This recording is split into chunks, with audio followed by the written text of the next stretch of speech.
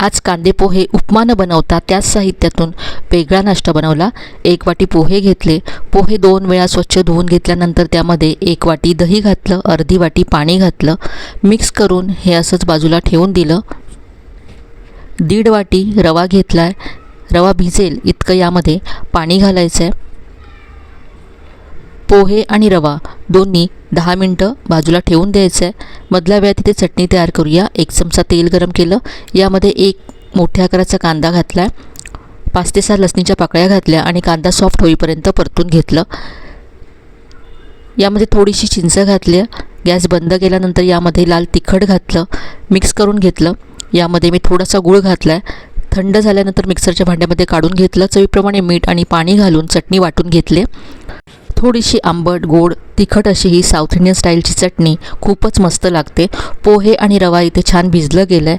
मिक्सरच्या भांड्यामध्ये काढून घ्यायचं आहे। थोडंसं पाणी घालून हे सगळं वाटून घ्यायचं आहे। तर हे अगदी बारीक असं वाटून घेतलं आहे। यामध्ये चवीप्रमाणे मीठ घालायचं आहे। यातलं अर्धं पीठ मी वेगळ्या बाउलमध्ये काढून घेतलं आहे।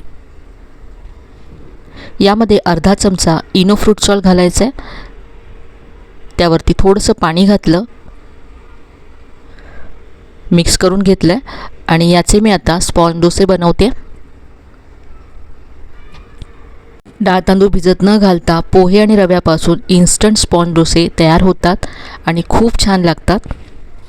तर हे इन्स्टंट स्पॉन्ज डोसे आणि साऊथ इंडियन स्टाईलची चटणी असा मस्त ब्रेकफास्ट तयार झाला आहे। नक्की करून पहा। रेसिपी आवडली असेल तर लाईक करा आणि जास्तीत जास्त शेअर करा।